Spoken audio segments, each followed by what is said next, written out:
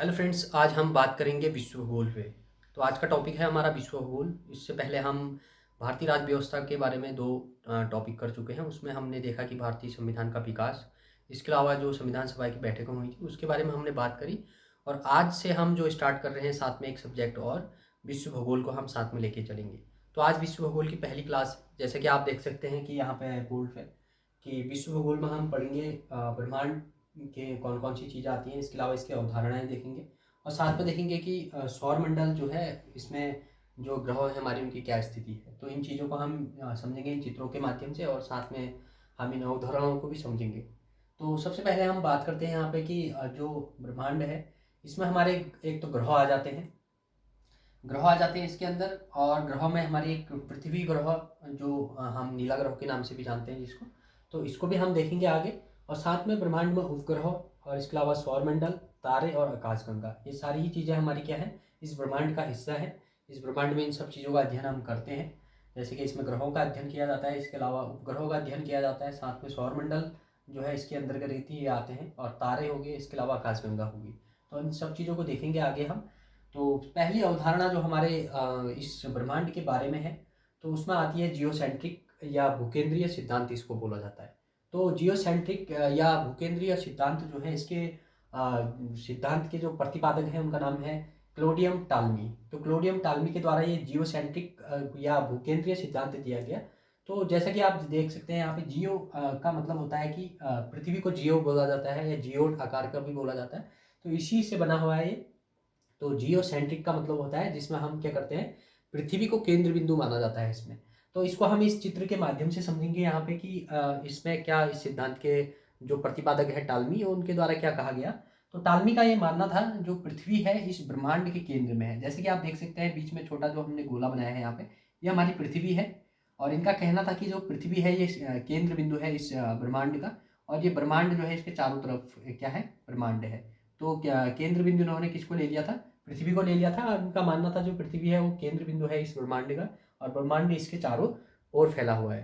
तो इस सिद्धांत के जो ज़्यादातर इसमें से कुछ आता नहीं है, इसमें से ये पूछा जाता है कि जो जियोसेंट्रिक या भूकेंद्रीय सिद्धांत है, इसके प्रतिपादक का नाम पूछा जाता है। अगर एग्जाम की दृष्टि से देखा जाता है, तो अगर इसमें यही इसका नाम पूछ लिया जाता है कि इनके सिद्धांत के प्रतिपादक कौन है, तो आपको ध्यान रखना है, इसके प्रतिपादक का नाम ध्यान रखना है। तो क्लोडियम टाल्मी। तो टाल्मी के द्वारा ये जियोसेंट्रिक या भूकेंद्रीय सिद्धांत दिया गया। इसके अलावा पहले जब ये सिद्धांत उस टाइम पे प्रचलित था, तो उस टाइम पे लोगों का भी, सभी का मानना था कि हाँ, कि जो पृथ्वी है ये क्या है, इस ब्रह्मांड का केंद्र बिंदु है, और इस ब्रह्मांड में जो सेंटर में क्या है, इस पृथ्वी को मानते थे सभी लोग। लेकिन बाद में क्या होता है, जैसे जैसे इसमें रिसर्च आगे बढ़ती है और एक नया सिद्धांत लोगों के सामने लेकर आते हैं, उस सिद्धांत का नाम है हेलियोसेंट्रिक या सूर्य केंद्रित सिद्धांत।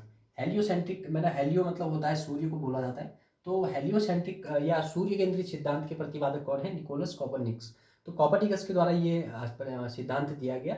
और इनके द्वारा जब ये सिद्धांत दिया गया, तो इस सिद्धांत का इन्होंने पूर्ण रूप से क्या कर दिया, खंडन कर दिया। तो इन्होंने जो अपना सिद्धांत दिया उसमें बताया कि जो सूर्य है, अब ये सूर्य जो है ये इस ब्रह्मांड का क्या है, केंद्र बिंदु है। और सभी जो ग्रह हैं या उपग्रह हैं, वो क्या करते हैं, इस सूर्य का चक्कर लगाते हैं, इस सूर्य के चारों ओर क्या करते हैं, परिक्रमा लगाते हैं।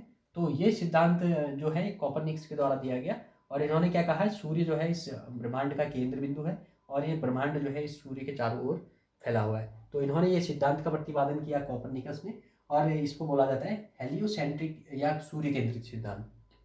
तो इस सिद्धांत में से ज़्यादा कुछ पूछा नहीं जाता है, इसमें से ये पूछ लिया जाता है कि इसके प्रतिपादक का नाम पूछ लिया जाता है, और हेलियोसेंट्रिक या सूर्य केंद्रित सिद्धांत इसको कहा जाता है। तो इसमें ज़्यादा कुछ है नहीं, आपको यही ध्यान रखना है कि इसके प्रतिपादक कौन है, ये कॉपरनिकस है। तो इनका सिद्धांत कौन सा था, हेलियोसेंट्रिक या सूर्य केंद्रित सिद्धांत भी इसको बोला जाता है। अगला जो सिद्धांत आता है उसमें आता है हमारी बिग बैंग थ्योरी। तो ये काफ़ी प्रचलित एक थ्योरी है हमारी, जो बिग बैंग थ्योरी के नाम से जानी जाती है। और इसके प्रतिपादक जो है जॉर्ज लेमेंथियर, या इसको जॉर्ज लेमेत्रे भी बोला जाता है। तो इसके प्रतिपादक का नाम क्या है, जॉर्ज लेमेत्रे। और इस सिद्धांत का प्रतिपादन तो इन्होंने किया लेमेत्रे साहब ने। और इनका कहना क्या है, ये कहते हैं कि जो ब्रह्मांड है इसका लगातार क्या हो रहा है, विस्तार हो रहा है। यानी ये जो ब्रह्मांड है लगातार क्या हो रहा है, फैलता जा रहा है, इसका आकार बढ़ते जा रहा है, इसकी कोई सीमा नहीं है। ये किसका मानना है, जॉर्ज लेमेत्रे का। और वर्तमान में यही सिद्धांत प्रचलित है। और जो इस सिद्धांत है इसको हम इस चित्र के माध्यम से समझेंगे। कैसे ये सिद्धांत काम करता है, कैसे इन्होंने इस सिद्धांत को दिया और क्या ये बताता है इस ब्रह्मांड के बारे में। तो इनका कहना था कि जो ब्रह्मांड है पहले ये क्या था, एक मटर के दाने के बराबर था। यानी जो ये सिद्धांत कहता है, ये सिद्धांत कहता है कि जो ब्रह्मांड में आज हमारे इतने सारे ग्रह हैं, उपग्रह हैं, इसके अलावा हमारे आकाशगंगाएं हैं, मंदाकिनी है, इसके अलावा तारे हैं, सूर्य हैं, बहुत सारे चंद्रमाएँ हैं ग्रहों के। तो इन सब का केंद्र बिंदु पहले क्या था, एक एक ये सारी चीज़ें क्या थी, एक मटर के दाने के बराबर थी और ये एक जगह पर क्या थी, इकट्ठा थी। जो ये पदार्थ था, ये पदार्थ क्या था, एक टाइम पे ऐसा हुआ कि इसमें बहुत सारा गर्मी क्या होगी, उत्पन्न हो गई और ये बहुत ज़्यादा गर्म ये पदार्थ था, जिस कारण से क्या होता है, इस पदार्थ में विस्फोट हो जाता है, या ये जो मटर के दाने के बराबर जो पदार्थ था इसमें क्या होता है, विस्फोट हो जाता है। और विस्फोट होने के कारण क्या होता है कि ये फैलने लग जाता है। तो जैसे जैसे ये फैलता जाता है वैसे वैसे क्या होता है, ये ठंडा होना शुरू हो जाता है। तो जैसे जैसे ये ठंडा होता है तो इनका कहना है कि जो पदार्थ ठंडा होता है उसके बाद से क्या होता है कि इसमें हाइड्रोजन और हीलियम के बादल बनने शुरू हो गए। यानी हाइड्रोजन और हीलियम के जो बादल बनना शुरू हुए, तो उन्हीं हाइड्रोजन और हीलियम के बादलों से क्या हुआ, बाद में कुछ तारों का निर्माण हुआ, फिर उसी से आकाशगंगा का निर्माण हुआ, उसी से हमारे ग्रह हैं, उपग्रह हैं, इन सारी चीज़ों का क्या होता है, निर्माण होता है। तो ये सिद्धांत ये बोलता है कि जब ये यहाँ पर से इसमें विस्फोट होता है, इस तरीके से इसमें विस्फोट हो जाता है तो फैलना शुरू हो जाता है। पहले ये जब फैला तो कुछ इतने आकार में ये फैला हुआ था। तो ये ब्रह्मांड का जो आकार बताते हैं शुरुआत में इतना बताते हैं, लेकिन जैसे जैसे समय बढ़ता गया और ये पदार्थ ठंडा होता गया और इसका आकार बढ़ता गया, यानी ये जो बाद में फिर ठंडा होते होते फिर ये इतना फैल गया यहाँ ऊपर तक, ये कुछ इतना आकार का हो गया और धीरे धीरे धीरे धीरे बढ़ते बढ़ते वर्तमान में भी फैलता ही जा रहा है। तो ये आज जो हमारा ब्रह्मांड है इसकी कोई सीमित सीमा नहीं है कितना है करके। तो इसके लिए नासा ने कई अपने सैटेलाइट भी लॉन्च किए हैं इसकी सीमा को जानने के लिए। इसमें 2 सैटेलाइट आते हैं नासा के, जैसे इसमें एक वॉयेजर 1 आता है, एक वॉयेजर 2 आता है। तो ये जो सैटेलाइट हैं ये आज भी इसकी खोज कर रहे हैं कि जो ब्रह्मांड है ये कितना बड़ा है। लेकिन ये आज भी जो उपग्रह या सैटेलाइट नासा ने छोड़े थे, एक तो 1940 के आसपास छोड़ा था, तो वो आज भी इतने दूर पहुंच गया है पृथ्वी से कि आज भी वो चलता ही जा रहा है। तो वो भी इस ब्रह्मांड का अभी तक अंतिम छोर का पता नहीं कर पाया है। तो ये जो लेमेत्रे साहब हैं इनका यही कहना है कि जो ब्रह्मांड है जब से इसमें विस्फोट हुआ और ये आज भी फैलता ही जा रहा है, फैलता ही जा रहा है। जैसे कि हम इसको ऐसे समझ सकते हैं कि अगर एक गुब्बारे को ले है और उस गुब्बारे में हम पेन से या किसी मार्कर से उसमें अगर हम मार्क करते, छोटे छोटे गोले बना दें और फिर उसके बाद से गुब्बारे में हवा भरे जाए, तो जैसे जैसे हम गुब्बारे में हवा भरते जाएंगे गुब्बारा फूलता जाएगा और बड़ा होता जाएगा। तो जो हमने उसमें मार्क किया हुआ है, जो उसमें हमने मार्कर से उसमें जो स्पॉट बनाए हुए हैं या हमने उसमें गोले बनाए हैं, तो वो गोले के बीच की दूरी, आपस की दूरी भी क्या होने लग जाएगी, गुब्बारे के साथ दूरी बढ़ते जाएगी। जितना हम गुब्बारे में हवा भरेंगे उतना ही वो फैलता जाएगा और उतना ही उन बिंदुओं के बीच में क्या होने लग जाएगी, दूरी बढ़ने लग जाएगी। तो यही सिद्धांत का मानना भी है कि जैसे जैसे ये समय बढ़ रहा है वैसे वैसे इन जो आकाश गंगाओं के बीच में दूरी बढ़ते जा रही है, तारों के बीच में क्या हो रही है, दूरी बढ़ते जा रही है। तो ये सिद्धांत क्या कहता है कि ब्रह्मांड का लगातार क्या हो रहा है, विस्तार होता जा रहा है। तो ये जो यहाँ से साइड से आप देख रहे हैं इसको इन्होंने ब्रह्मांड बताया हुआ है। और ये जो पॉइंट यहाँ पे एक दिख रहा है आपको, ये पहले पदार्थ था जो एक गर्म रूप में ये पदार्थ था, इसको इन्होंने क्या बताया है, विलक्षणता बिंदु बताया हुआ है। तो ज़्यादा हमारा इसमें इस डायग्राम का कुछ काम है नहीं, जितना हमने इसको समझना था समझ लिया। इसमें से जो हमारे महत्वपूर्ण चीज़ हो जाती है वो हो जाती है बिग बैंग थ्योरी के प्रतिपादक पूछ लिया जाता है। तो उसमें आपको ध्यान रखना है कि जो जॉर्ज लेमेत्रे या लेमेंतेयर थे, इनके द्वारा ये सिद्धांत दिया गया। और साथ में ये क्या कहते हैं कि जो ब्रह्मांड है हमारा ये लगातार क्या हो रहा है, इसका विस्तार हो रहा है या फैल रहा है। तो ये सिद्धांत का ये मानना था। और दूसरा आप नोट देख सकते हैं यहाँ पे कि जो आकाश गंगा है, ये आकाश गंगा का जो केंद्र बिंदु होता है उसको बल्ज कहा जाता है। यानी जो ये आकाश गंगा होती है, तो आकाश गंगा का जो केंद्र बिंदु होता है उसको बल्ज कहा जाता है। तो ये आपको ध्यान रखना है। साथ में जो हमारा सूर्य है, इस सूर्य के जो सबसे निकटतम एक तारा है उसका नाम क्या है, प्रॉक्सिमा सेंचुरी इसका नाम है। तो जो हमारे सूर्य के सबसे नज़दीक तारा है उसको क्या बोला जाता है, प्रॉक्सिमा सेंचुरी के नाम से इस तारे को हम जानते हैं। और ये हमारे सूर्य के सबसे नज़दीकी तारा है जिसका नाम क्या है, प्रॉक्सिमा सेंचुरी। ये भी पूछ लिया जाता है एग्जाम में, इसको भी आपको ध्यान में रखना है। आगे हम समझेंगे आप सौर मंडल। सौर मंडल में जो हमारा सूर्य है, इसके अलावा हमारे ग्रह हैं 8 ग्रह। पहले ये 9 ग्रह हुआ करते थे, वर्तमान में 8 ही ग्रह हैं, जिसमें कि जो प्लूटो है एक 9वां ग्रह था, उसको हटा दिया गया है क्योंकि वो कुछ ओवरलैपिंग कर रहा था। यानी वो अपनी कक्षा का जो सूर्य के चारों ओर एक परिक्रमा का पथ होता है उसका वो क्या नहीं कर रहा था, उस पथ को फॉलो नहीं कर रहा था। वो कहीं ये अरुण और या शनि या वरुण के बीच के पथ को काट रहा था, तो जिस कारण से उसको हटा दिया गया है। वर्तमान में हमारे कितने 8 ग्रह हैं। तो इन्हीं 8 ग्रहों को हम समझेंगे दूरी के हिसाब से और इनके आकार के हिसाब से किस प्रकार से ये हमारे ये ग्रह है। तो सबसे पहले यहाँ पे आप देख सकते हैं, यहाँ पे सूर्य का डायग्राम बना हुआ है सूर्य का। तो आप देख सकते हैं सूर्य है, क्योंकि केंद्र बिंदु यहाँ पे सूर्य को लिया गया है। ये ग्रह जो है ये सूर्य का चक्कर लगाते हैं, इसके चारों ओर घूमते हैं। इनका अपना अपना एक टाइमिंग है। जैसे हमारी पृथ्वी है 365 दिन में क्या करती है, एक चक्कर पूरा करती है अपना इस सूर्य के चारों ओर। तो इसी प्रकार से हर कोई ग्रह क्या करता है, इस सूर्य का चक्कर लगाता है। तो यहाँ पे जो इसके दूरी के हिसाब से, सूर्य की दूरी के हिसाब से जो ग्रहों की स्थिति है उसको हम यहाँ पे जानने जा रहे हैं। तो सबसे पहले इसके नज़दीकी जो सबसे छोटा ग्रह भी कहा जाता है उसको कहा जाता है बुध। तो बुध या इसको मरकरी भी कहा जाता है। तो बुध जो है सूर्य का सबसे नज़दीकी ग्रह है और साथ में ये सबसे छोटा ग्रह है। ये भी ध्यान रखना है यहाँ पे, बुध जो है ये सबसे छोटा ग्रह है और साथ में ये क्या है, सबसे नज़दीकी है। सूर्य के सबसे पास में कौन सा ग्रह है, बुध ग्रह है और इसको मरकरी कहा जाता है। दूसरे नंबर पर आता है हमारा शुक्र ग्रह, और शुक्र इसको सबसे चमकीला ग्रह कहा जाता है। इसको भोर का तारा कहा जाता है। इसके अलावा इसको सांझ का तारा कहा जाता है।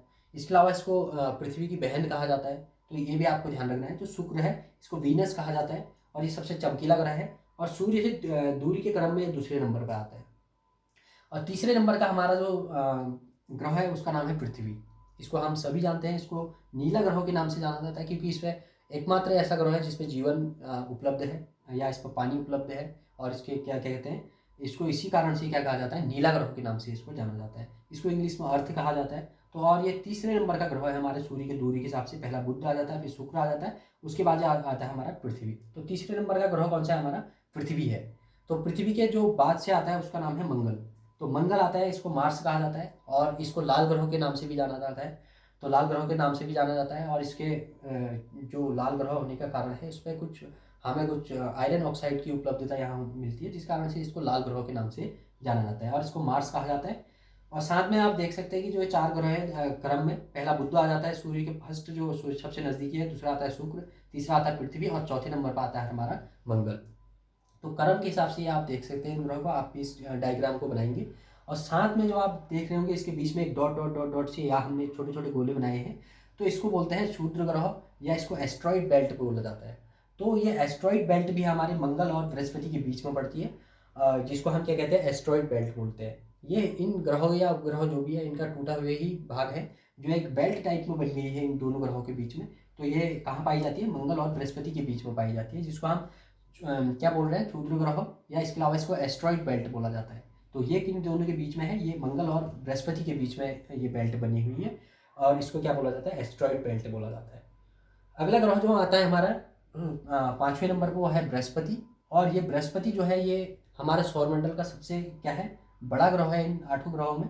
और सबसे बड़ा होने के कारण ये क्या है, बड़ा होने के कारण एक गैसीय ग्रह भी इसको कहा जाता है। ये इसमें क्या है, गैसों की बहुत ज़्यादा मात्रा उपलब्ध है, जिस कारण से इसको क्या बोला जाता है, एक गैसीय ग्रह भी बोला जाता है।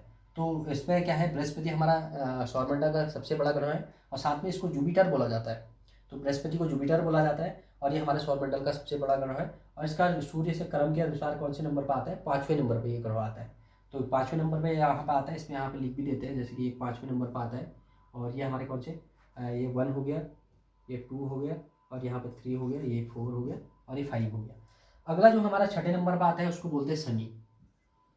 तो छठे नंबर पर हमारा जो ग्रह आता है उसको शनि ग्रह बोलते हैं। और शनि इसको सैटर्न बोला जाता है, तो सैटर्न बोला जाता है इंग्लिश में।